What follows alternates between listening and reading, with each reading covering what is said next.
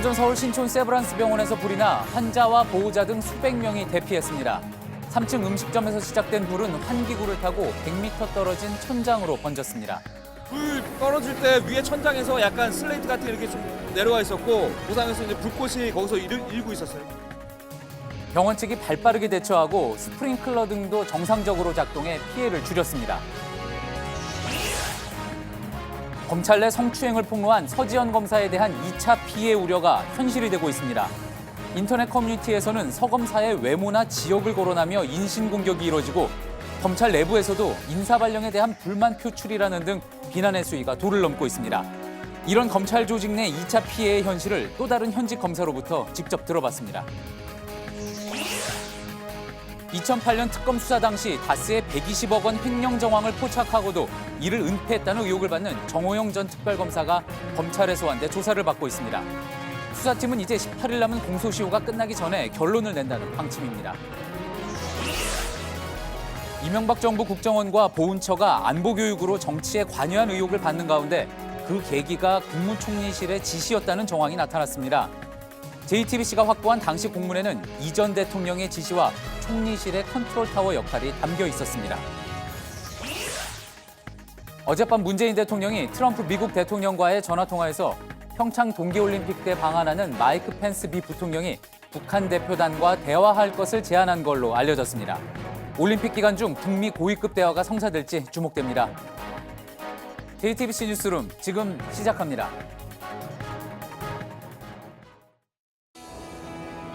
기름 없이 달리는 일상으로 내일을 바꾸는 현대수소 전기차. 오늘 아침 서울 신촌 세브란스 병원에서 불이 나 2시간 만에 꺼졌습니다. 다친 사람은 없었지만 환자와 보호자 300여 명이 놀라 대피하는 등 큰 혼란을 빚었습니다. 최근 밀양과 제천에서 잇따라 화재 참사를 겪은 만큼 화재 당시 시민들은 크게 동요했습니다. 최하은 기자입니다. 건물 천장에서 불꽃이 떨어집니다. 서울 신촌 세브란스 병원 3층에서 불이 난 건 오늘 오전 7시 50분쯤입니다. 불 떨어질 때 위에 천장에서 약간 슬레이트 같은 게 이렇게 좀 내려와 있었고 고상에서 이제 불꽃이 거기서 일고 있었어요. 연기가 복도를 메우고 매캐한 냄새가 나자 놀란 사람들이 비상계단으로 내려갑니다. 옥상에도 수액거리를 든 환자들이 가득합니다. 화재 직후 경보가 울리고 안내방송이 나오면서 환자와 보호자 등 300여 명이 대피했습니다. 아유, 나는 보통 놀란 게 아니야. 계단으로 가는데 연기가 있어가지고 나는 숨이 막혀서 못 가겠더라고. 옥상으로 피한 환자 중 2명은 헬기로 다른 병원에 옮겼습니다. 응급실에서 호흡기를 달고 있었던 2명도 이송됐습니다. 화재 당시 수술실은 비어 있었고 8층과 9층에 있는 중환자실엔 연기가 차지 않아 의료사고로는 이어지지 않았습니다. 불길은 2시간 만에 완전히 잡혔습니다. 불은 3층 식당가 안 피자 가게 화덕 근처에서 시작됐습니다. 환기 통로를 타고 100m 정도 떨어진 복도 천장에서 큰 불길로 번졌습니다. 소방당국은 정확한 화재 원인을 조사하고 있습니다. JTBC 최하은입니다. 불이 난 신촌 세브란스 병원은 2005년 신축된 국내에서 5손가락 안에 꼽히는 큰 병원입니다. 밀양이나 제천 화재처럼 사람들이 많이 모이는 곳에서 불이 났지만 인명피해로 이어지지 않은 건 스프링클러 등 안전설비가 제대로 작동을 했고 또 병원 측이 신속하게 대처했기 때문이라는 평가입니다. 하지만 일부 대피자들 사이에서는 의료진이 피난구를 제대로 안내하지 못했다는 지적도 나왔습니다. 계속해서 이상화 기자입니다. 제천 스포츠센터 화재와 밀양 세종병원 화재와는 달랐습니다. 3층 복도에서 불길이 번지자 곧바로 스프링클러가 작동했습니다. 방화 셔터는 내려져 불길과 연기 확산을 막았습니다. 층별로 방연시설이 잘 갖춰져 있어 유독가스는 5층에서 더 올라가지 않았습니다. 대피가 어려운 8층 중환자실까지 번지지 않은 겁니다. 병원 건물엔 환자들이 밖으로 빠져나오지 못하더라도 불길과 유독가스를 피할 수 있는 임시 대피 공간이 마련돼 있었습니다. 불길이 커진 병동 환자들은 대피 공간 역할을 할 수 있는 방화 셔터 반대편 병동으로 이동했습니다. 병원 측의 신고와 화재 경고 방송도 신속했다는 평가입니다. 하지만 대피 안내는 아쉬웠다는 지적도 나왔습니다. 일부 의료진이 옥상으로 이어져 있지 않은 계단으로 옥상 대피를 유도하는 등 우왕좌왕했습니다. 올라갔는데 어떤 분이 막 피하라는 거예요. 강사분들 막 원장하면서 좁은 계단에 많은 사람들이 몰리면서 고층 환자들은 초기 진압 때까지 병원 밖으로 빠져나오지 못해 불안에 떨었습니다.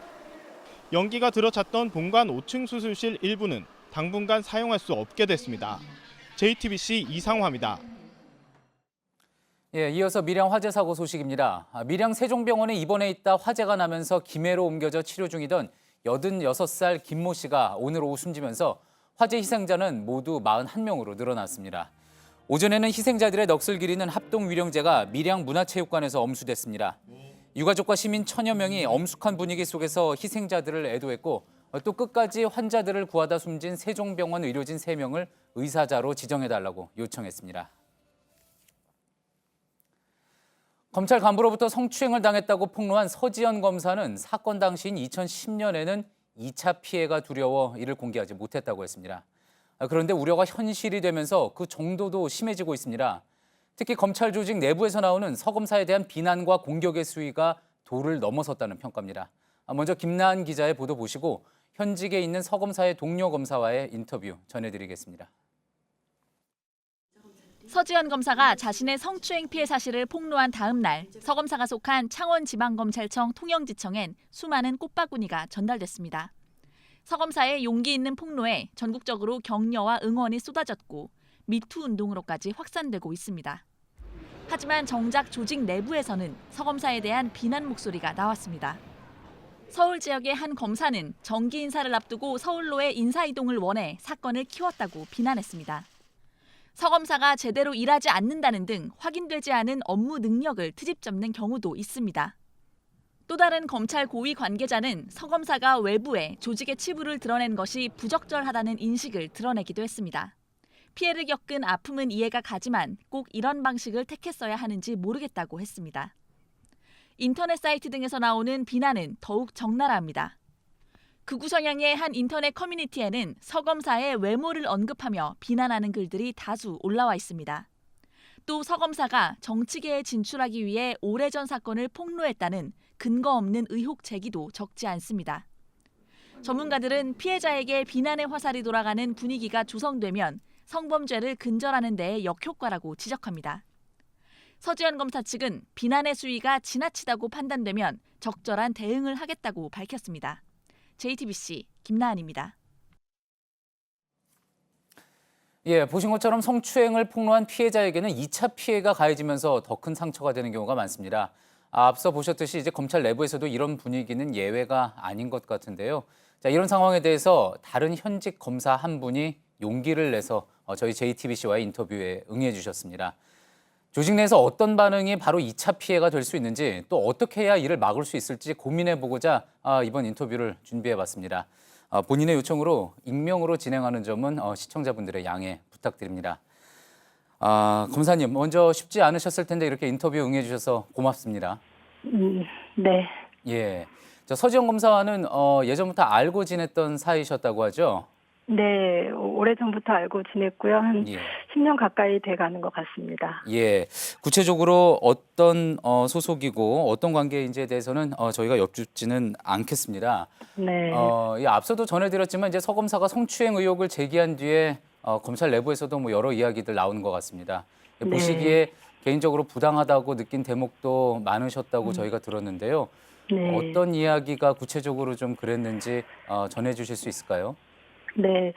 일단은 처음 그 피해 사실을 2%에 게시했을 때는 예. 용기 내서 이렇게 말한 것에 대해서 많이 놀라는 반응이었어요. 예. 내부 게시판 댓글로도 이렇게 용기 있게 말하는 것에 대해서 응원도 있었고요. 근데 또 일각에서는 왜 피해를 밝히는 시점이 지금 8년이 훌쩍 지난 지금이냐, 예. 검사 인사 직후에 하느냐에 대해서 의문을 제기하는 반응이 있었던 것도 사실이고, 또 뭐 차림이 어땠다더라, 후배 검사들과 뭐 사이가 뭐 좋지 않았다더라 등 이렇게 전혀 사건의 본질과 관련 없는 이야기들도 들리고 해서 좀 마음이 씁쓸했었습니다. 예.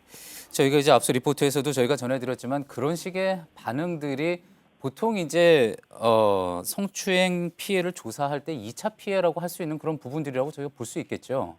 네, 그렇습니다. 예. 자, 이런 부분들이 이제 수사하실 때 검찰에서 이제 이런 부분 또 많이 수사하지 않으십니까? 그럴 때 이제 네. 유의해서 봐야 될 대표적인 2차 가해 양상인 것 같은데 네. 검찰 내부에서도 이런 이야기가 나오는 것에 대해서 내부적으로 문제 제기가 있을 수 있겠군요. 예, 저도 그렇게 생각하는 사람 중에 한 사람입니다. 그런데 예. 왜 이런 본질과 관련 없는 이야기들이 들리느냐, 또 일각에서 왜 지금이어야 되느냐에 대해서는 저는 왜 피해 사실을 지금 밝히느냐라는 묻는 사람들한테는 제가 다시 묻고 싶은 게, 그렇다면 도대체 성추행 피해 사실을 밝히는 적절한 시점이 예. 언제여야 하느냐, 이렇게 묻고 싶습니다. 예. 사실 피해 사실을 밝히는 것 자체가 엄청난 용기를 필요로 하는 일이지 않습니까? 검찰 내에서 사실 서지현 검사가 성추행 피해를 당한 유일한 사람이 아닌데도 예. 많은 피해자들이 공론화가 되는 것 자체를 원치 않습니다.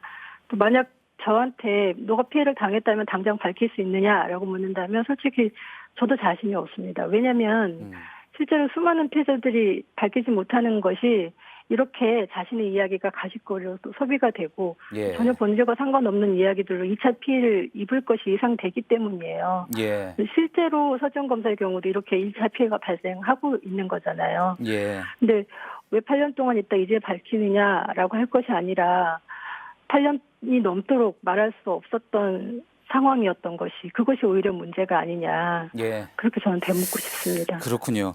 사실 또 이제 성폭력 문제, 성추행 문제에 있어서 중요한 부분은 아닌 것 같지만 또 이제 대부분 이제 2차 피해라는 것이 지금 나오는 양상이 서검사의 어떤 업무 능력이나 인간관계를 의심하는 등의 반응들이 나오면서 또 논란이 되는 것 같습니다. 검사님께서 이제 10년 동안 서검사를 지켜봤다고 또 말씀해 주셨는데 곁에서 지켜본 서지현 검사 어떤 사람이라고 이야기할 수 있을까요? 말씀하신 업무 능력 부분에 있어서는 제가 동료인 입장에서 업무 능력이 있다 없다 이렇게 말씀드리는 것이 적절한지는 모르겠어요. 근데 이렇게는 말씀드릴 수 있어요. 검찰도 실적을 통계화합니다. 그런 실적 부분에 있어서 서지현 검사는 늘 상위권에 있었거든요. 예. 그리고 인간관계를 말씀하셨는데 제가 아는 서지현 검사는 동료 검사들뿐만 아니라 직원들이나 이렇게 주변 사람들도 굉장히 잘 챙기는 사람이었고 예. 사실 회사 내에서 검찰 내에서 어떤 실적을 거행하는 게 검사 혼자서만 잘해서는 되는 게 아니에요. 검찰 예. 내 팀워크도 굉장히 중요한데 어떤 그런 실적이 나올 수 있었던 것은 그런 팀워크가 좋았다는 것도 반증하는 것이 아닌가, 저는 그렇게 생각을 합니다. 그리고 사실 모든 사람들이 좋아하는 사람이 과연 있을 수 있을까요? 예. 근데 이렇게 일각에서 나오는 이런 우맥성 발언들은 일부의 그런 어떤 그렇게 주관적인 생각을 가진 사람들의 이야기들이 확대 재생된 것이 아닌가, 저는 그렇게 생각을 하고요. 예. 이런 것이 바로 많은 피해자들이 염려하는 2차 피해라고 생각합니다. 알겠습니다. 마지막으로 이제 검찰 내 이제 진상조사단이 꾸려졌습니다. 조사가 이제 본격적으로 시작된 상태인데 현직 검사 입장에서 진상조사가 이렇게 됐으면 좋겠다, 이렇게 꾸려졌으면 좋겠다 하고 싶은 말 혹시 있을까요? 네, 제가 특별히 하고 싶은 말이라기보다는 예. 진상조사단이 지금 꾸려져서 이제 조사를 착수를 했을 텐데요. 이런 서지현 검사의 문제 제기에 대해서 본질적인 측면을 고민을 하면서 철저히 확인을 해줄 것을 당부드리고 싶습니다. 또 그렇게 해주실 것이라고 믿고 있고요. 예.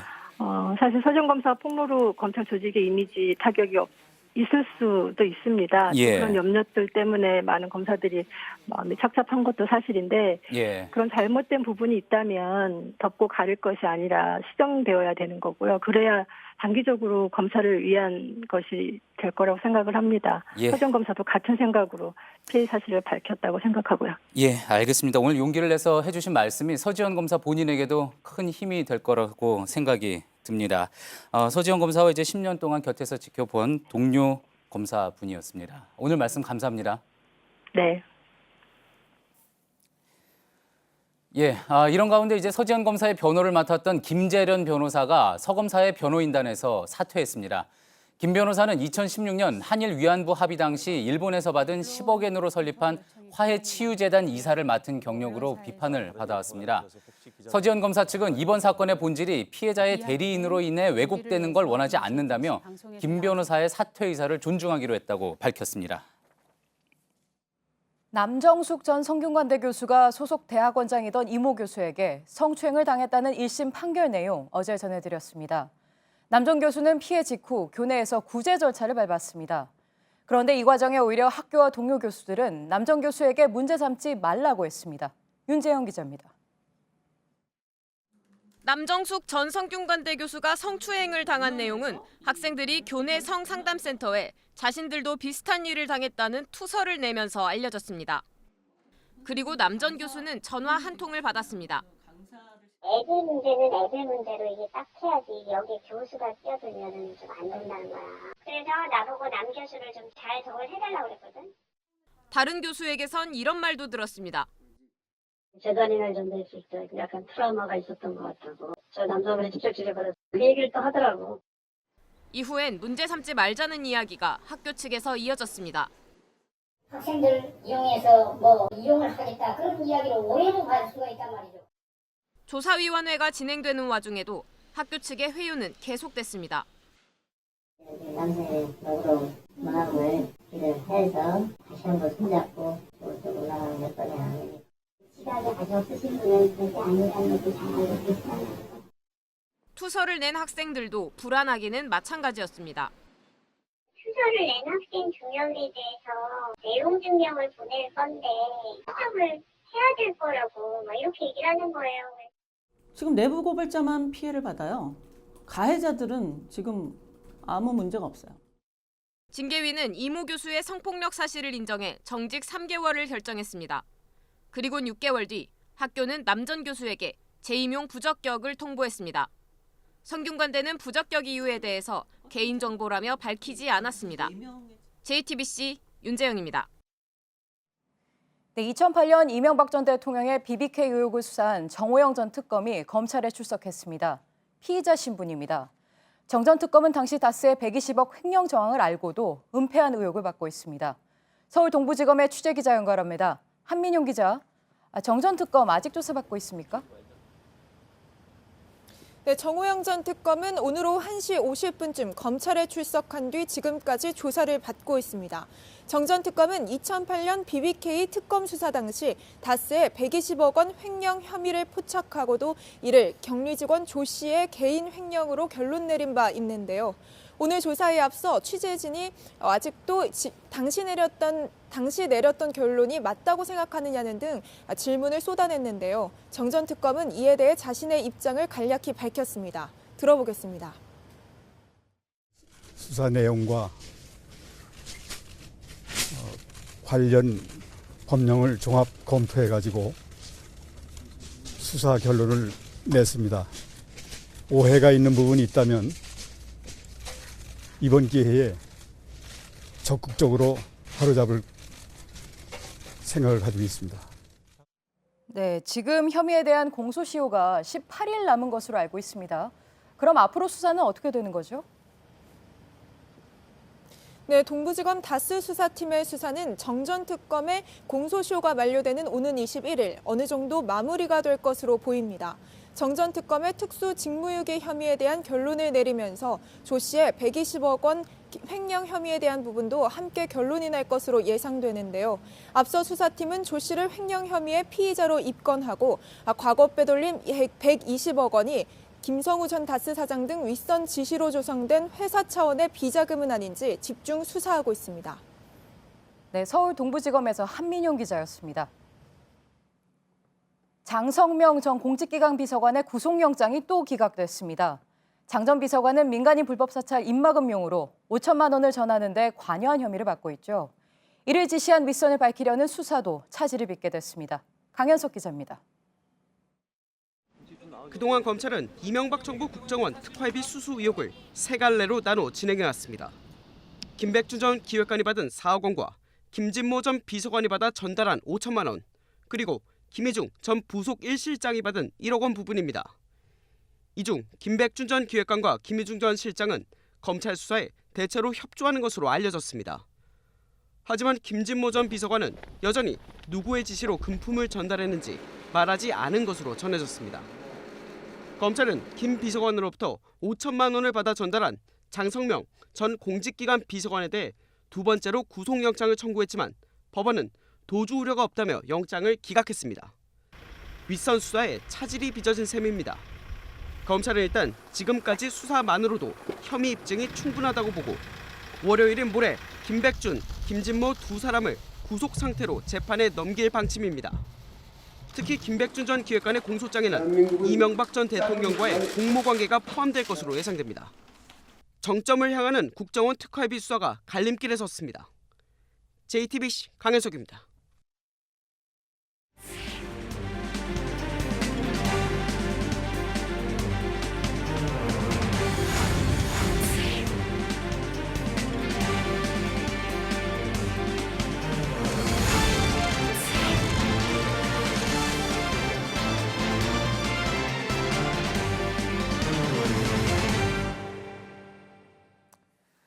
대통령이 직접 나서서 국민들의 이념 무장을 주문합니다. 또 안보 교육을 강조하는 결의대회가 열리기도 하고 또 심지어 안보 과목을 입시에 포함시키라고 대통령이 장관에게 지시하는 이런 풍경. 군사정권 시절에는 일상적인 일이었죠. 그런데 이와 비슷한 일이 이명박 정부 시절에도 일어났습니다. 국방부는 군사재결 업무를 하지만 이념재결 업무를 어디서 합니까? 국가보훈처가 이 업무를 하기에 가장 적합한 부서입니다. 예, 박승춘 당시 보훈처장이죠. 이렇게 국가보훈처와 국정원을 중심으로 진행됐다고 알려진 이 안보교육. 그런데 이 교육이 사실 청와대 지시로 이루어졌고 또 총리실이 컨트롤타워 역할을 했다는 정황이 담긴 문서를 저희 JTBC가 입수했습니다. 서복현 기자의 보도입니다. 원세훈 전 국정원장 시절인 2011년 국정원이 제작해 보훈처가 배포했던 안보교육 DVD입니다. 제주 해군기지 반대운동은 비판하고 일부 불순 외부 세력의 주도하에 전형적인 반정부 선동 시위로 변질되었다. 4대강 사업은 미화했습니다. 4대강 사업 또한 온갖 논란을 뒤로하고 미래 녹색 성장의 아이콘으로 자리매김하고 있다. 안보교육이라는 이름 아래 사실상 정치에 개입한 혐의를 받고 있습니다. 당시 우편향 안보교육은 1년여 전 원세훈 전 국정원장이 세운 국가발전 미래교육협의회가 주도했는데 초대 회장은 박승춘 전 보훈처장이었습니다. 국정원과 보훈처가 이처럼 안보교육에 뛰어든 배경을 추적했습니다. 이명박 정부 출범 1년여 만인 2009년 6월 총리실이 만든 공문입니다. 국방부와 교과부, 보훈처 등에 범국민 안보의식 제고 방안을 강구하라는 지시를 내렸습니다. 특히 첨부문건에서는 국민들에게 전쟁의 위협을 이해시키라는 이명박 전 대통령의 지시사항을 내세웠습니다. 부처별 주요 업무도 적시했는데 국정원은 탈북 강사를 통한 대국민 안보 교육을 한다고 돼 있고 보훈처에는 범국민 안보의식 제고 방안을 수립하라고 적혀 있습니다. 실제 7개월 뒤 국정원은 국발협을 만들었고 보훈처도 범국민 안보의식 제고 계획을 수립했습니다. 총리실은 공문을 내려보내면서 매 분기마다 추진 실적을 보고하라고도 지시했습니다. 국정원과 보훈처 등이 안보교육에 나선 과정에서 총리실이 이전 대통령의 지시를 앞세워 컨트롤타워 역할을 했다는 의혹이 제기되는 이유입니다. JTBC 서복현입니다. 네, 어젯밤 문재인 대통령과 트럼프 대통령이 30여 분간 통화했습니다. 문 대통령은 방한하는 펜스 부통령이 북한 대표단과 대화에 나서달라고 제안한 걸로 알려졌습니다. 올림픽 기간에 북미 고위급 대화가 성사될지 주목됩니다. 이성대 기자입니다.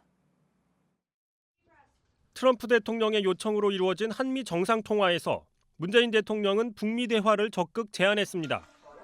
문 대통령은 평창올림픽을 계기로 남북 대화 개선의 모멘텀이 지속돼 한반도 평화 정착에 기여하기를 희망한다며 특히 펜스 부통령 방안이 이를 위한 중요한 전기가 되길 바란다고 언급했습니다.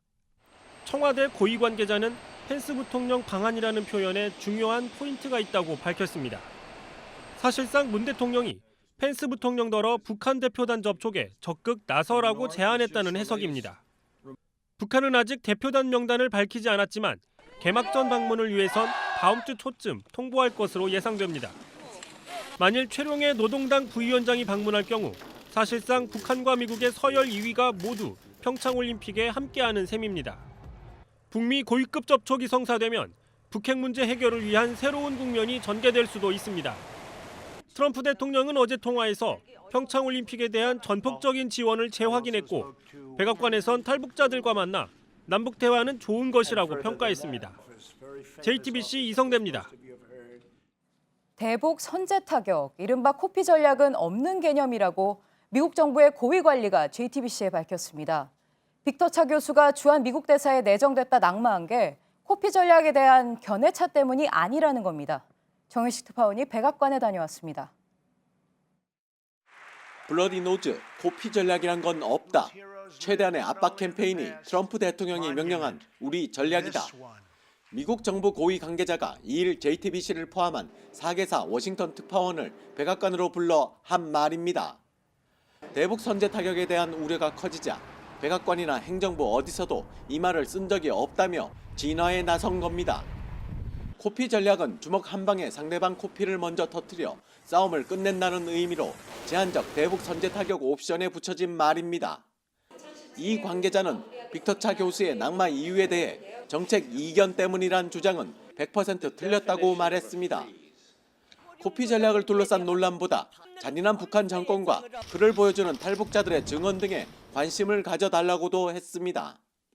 트럼프 대통령은 현지 시간 2일 지성호 씨 등 탈북자 8명을 백악관으로 초대해 북한 정권의 인권 문제를 비판했습니다.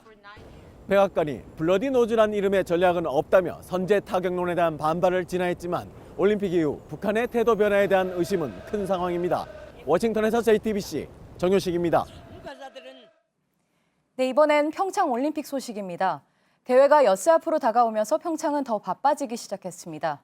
오늘은 개회식 리허설이 열렸습니다. 현장에 취재 기자 연결하죠. 박민규 기자, 많이 춥죠? 평창 올림픽이 가장 추운 올림픽 중 하나가 될 거라는 전망이 있었는데 추워서 문제는 없습니까? 네, 지금 제 뒤로 보시는 곳이 평창올림픽 개폐회식장입니다. 지금 평창 기온이 영하 12도입니다. 바람이 여기에 심하게 불어서 체감 온도는 영하 20도까지 떨어졌습니다. 저도 옷을 몇 겹 껴입고 나왔지만 가만히 있어도 몸이 떨릴 정도로 상당히 춥습니다. 리허설 행사에 앞서 저희 취재팀이 참석자들을 만나봤는데요. 내복과 양말을 2겹씩 껴입고 왔다는 사람, 머리까지 꽁꽁 싸맨 사람 모두 추위를 상당히 걱정했습니다.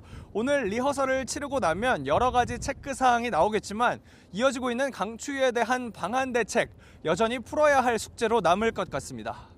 네, 심지어 오늘 밤에는 거기에 한파 경보가 내려진다던데 건강이 걱정되긴 합니다. 네, 조금 전 밤 8시부터 시작한 이 리허설이 밤 10시까지 진행이 됩니다. 그러니까 지금부터 1시간 이상 더 진행이 되는 건데요. 참석자 2만여 명이 5시간 이상 추위에 그대로 노출되어 있는 상황입니다.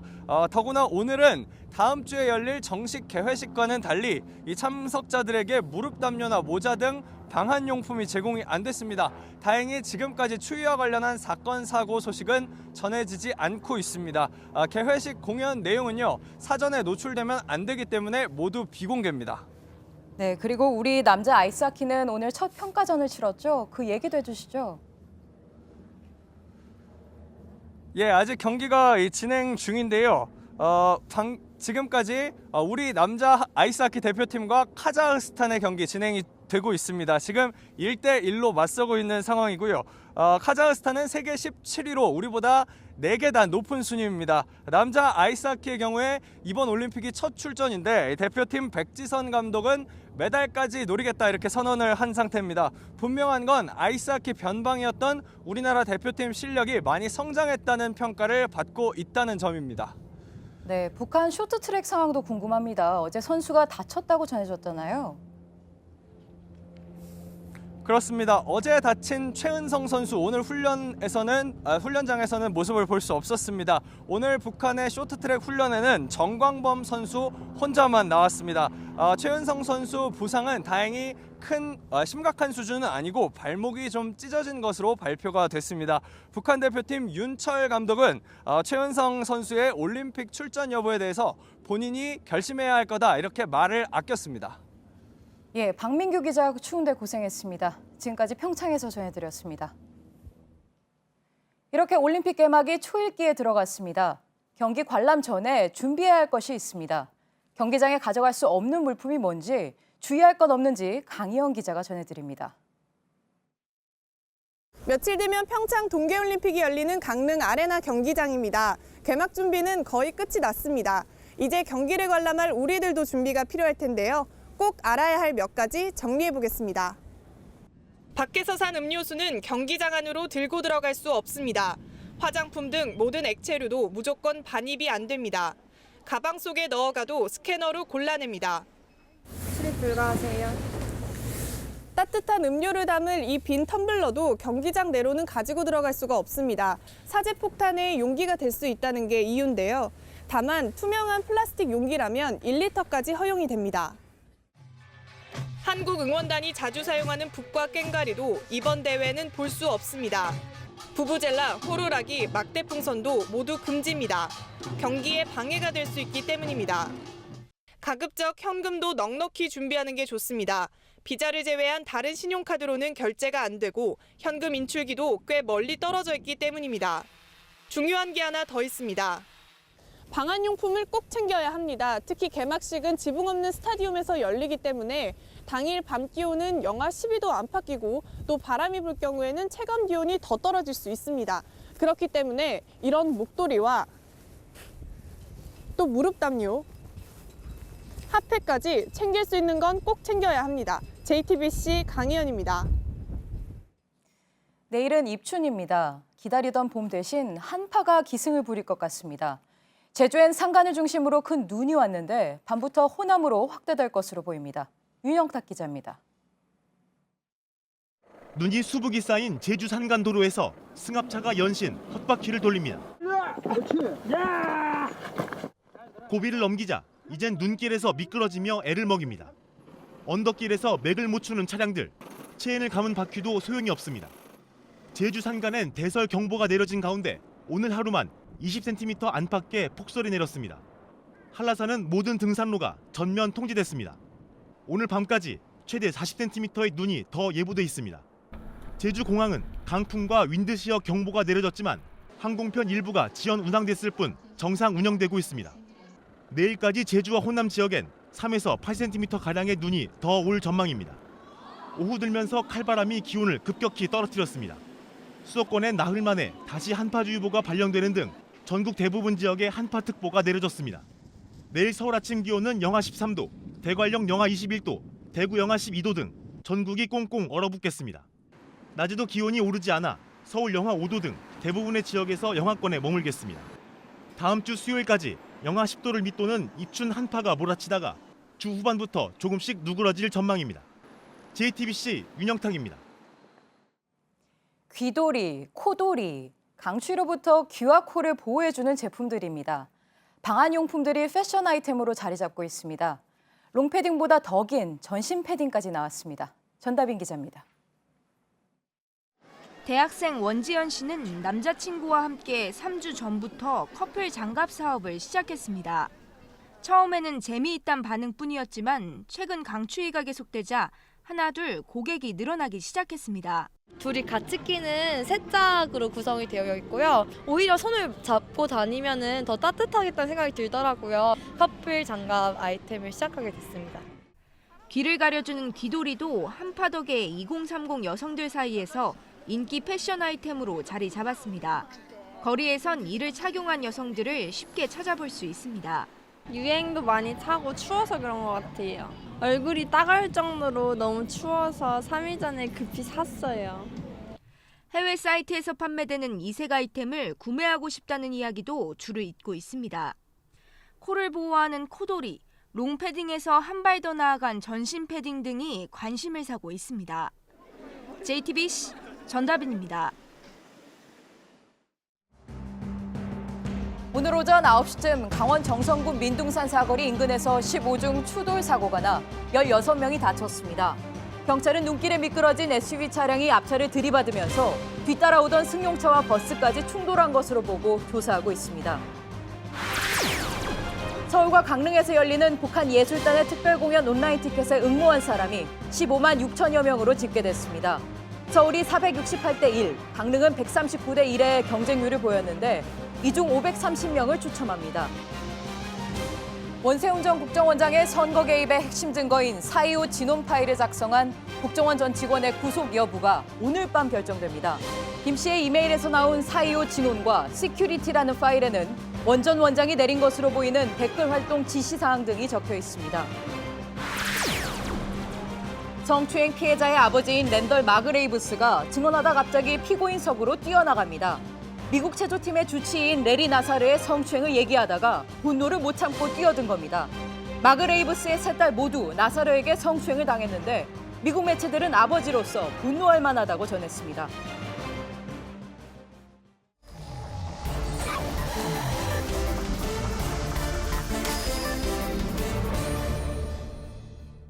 예, 토요일 비하인드 뉴스. 어제에 이어 오늘도 정치부 임소라 기자와 함께하겠습니다.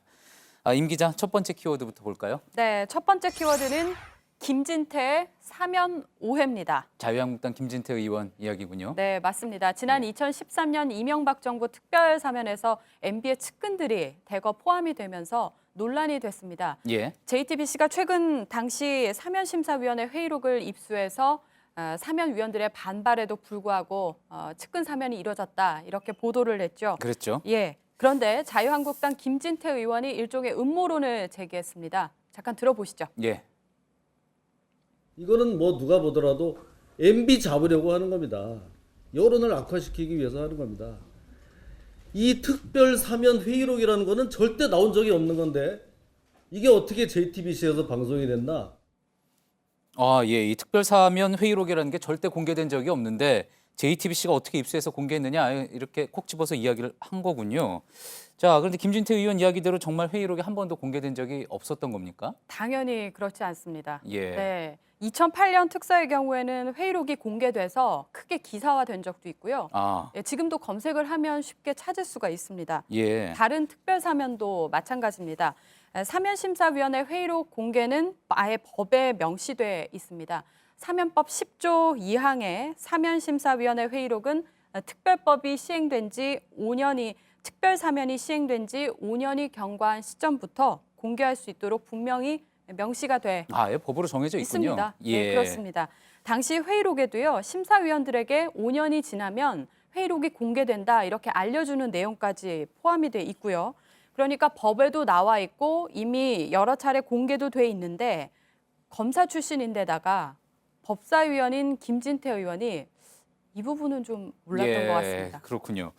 다 인터넷을 쳐봐도 뭐 법제처 사이트를 들어가 봐도 다 검색을 할 수 있는 그런 부분일 텐데, 자, 그렇다면 어쨌든 이 최시중 천신일 이명박 전 대통령 측근들이 사면된 게 2013년 초였던 거죠. 그러니까 정확하게 사면법이 정한 대로 5년이 경과한 시점에 경과하자마자 이제 JTBC 취재진이 회의록을 확보해서 열심히 취재를 해서 공개를 한 거군요. 네, 맞습니다. 어제 그리고 김진태 의원은 또 노무현 정부 때 특별 사면에 대한 회의록을 요청했는데 받지 못했다고 주장을 했거든요. 예. 관련 발언도 한번 들어보시죠. 예.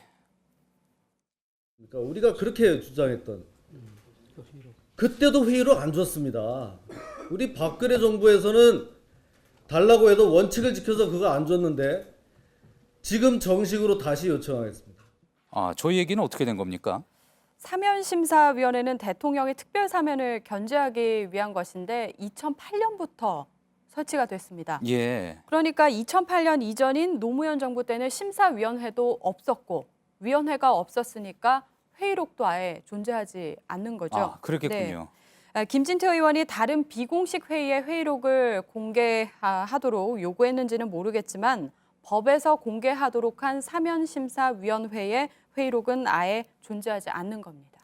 위원회도 없었는데 없었던 위원회에서 있었던 회의록까지 달라고 하면 참 뭐 난처할 수밖에 없을 것 같습니다. 다음 키워드 볼까요? 네, 두 번째 키워드는요. 삼선문이 운동합니다. 누구의 운동합니까? 네, 평창 동계올림픽에 출전하는 북한 대표단이 어제 공식 훈련을 했습니다. 북한 선수들이 신은 신발은 멀리서 보면 그 유명한 R로 시작하는 스포츠 브랜드의 로고와 상당히 유사합니다. 비슷합니다. 그래서 이 대각선 삼선 무늬가 선명하게 들어가 있는데 알아봤더니요. 이 제품은 널리 알려진 그 R로 시작하는 스포츠 브랜드 제품이 아니라 아닙니까? 일반적으로 생각할 때는 그 브랜드를 떠올리기 쉬울 텐데요. 그런데 북한 브랜드라고 합니다. 예. 네, 북한 브랜드 류원이 생산한 신발인데요. 류원은 북한의 대표적인 스포츠 브랜드고요. 김정은이 지난해 직접 이 류원 신발 공장을 방문할 정도로 이 회사 제품에 상당히 애정을 쏟고 있다고 합니다. 자체 브랜드인 거군요. 네. 예. 자, 언뜻 보면 이제 북한 선수들이 해외 브랜드 신발을 신은 것처럼 분명히 오해를 할 수 있는 그런 사진인 것 같은데, 자, 이 북한 선수단 이야기 나왔으니까 또 이제 후원사 관련된 이야기 또 해보죠. 이 올림픽 참가하는 모든 선수들에게 올림픽 후원사에서 최신 스마트폰을 지급한다고 했잖아요. 네. 자, 그런데 북한 선수들은 이 스마트폰을 못 받을 수도 있다, 이런 이야기가 나오는 것 같습니다. 네, 어제 외신 보도가 있었습니다. 국내 기업이 만든 스마트폰이 올림픽에 참가한 선수들에게 모두 지급이 되는데 북한 선수들은 예외가 될 것 같다. 뭐 이런 내용입니다. 예. 이 기념품 가격이 우리 돈으로 100만 원에 달한다고 합니다. 최신 제품이면 그렇게 되겠죠? 네, 상당히 고가죠. 예. 북한 선수들에게 전달이 되면 사치품에 해당이 돼서 유엔 안보리 대북 제재 어긋날 수 있습니다. 아. 네, 설사 북한 선수들에게 지급이 된다고 하더라도 여기서만 쓰고요. 예. 북한으로 돌아가기 전에는 반납해야 될 수도 있는 거죠. 아, 그렇군요. 그 후원사에서 이제 2016년 리우 올림픽 때도 모든 선수들에게 또 지급을 한 적이 있었잖아요. 그때는 어땠었죠? 그때는 북한 측에 전달이 됐지만 예. 선수들에게 직접 전달이 됐는지는 좀 의문스러운 부분입니다. 예, 아무튼 뭐 받는 사람도 있는데 받지 못하는 사람도 있고, 이렇게 되면은 뭐 개인적으로 서운할 수는 있겠군요. 알겠습니다. 오늘의 비하인드 뉴스, 지금까지 정치부 임소라 기자였습니다. 끝으로 날씨입니다. 내일은 전국이 대체로 맑은 가운데 대부분 지역에 한파특보가 내려집니다. 제주와 호남은 내일도 10cm 안팎의 눈이 내리겠습니다. 예, JTBC 뉴스룸 저희가 준비한 소식은 여기까지입니다. 시청해주신 여러분 고맙습니다.